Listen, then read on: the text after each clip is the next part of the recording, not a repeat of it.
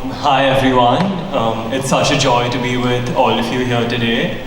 My name is Arsham and I'll be joining you all the way from Mumbai. Now if you'd asked me a few years ago whether I saw myself writing a poetry book and talking about it here at a book launch, I probably would have laughed and said no, not a chance. But life has a funny way of shaping things, especially when you're stuck at home in the middle of a pandemic with nothing but thoughts and a pen. And that's where it all began.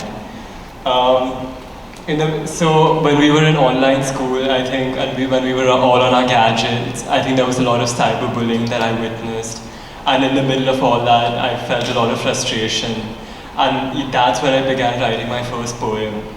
See, I was never the one who would deliver these debates and model you in these fiery debates, or even talk about these issues in front of in front of the entire grade. But instead of calling it out directly, I decided to write poems about it. So in one of my poems, I used a metaphor about a golden star and a rusted ball. These are two common decorations one would see on a Christmas tree. And using this as a metaphor, I decided to spread awareness about the bullying that was happening online. And I also, writing these poems also helped me embrace the various sides to myself. How one could be so hardworking and spend all night studying, but also just bully others and which was a bit rude.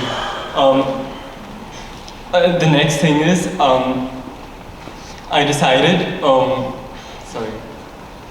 when I was putting poems together for my book, I realized that not all of my poems had these complicated rhymes or these befuddling words that one would see in Shakespeare or other renowned poets. And they were just raw thoughts. I just realized that these poems had to be raw thoughts, a touch of satire, and your story. And I want young readers to see that you don't need to be Shakespeare to write something meaningful. You just need to be you.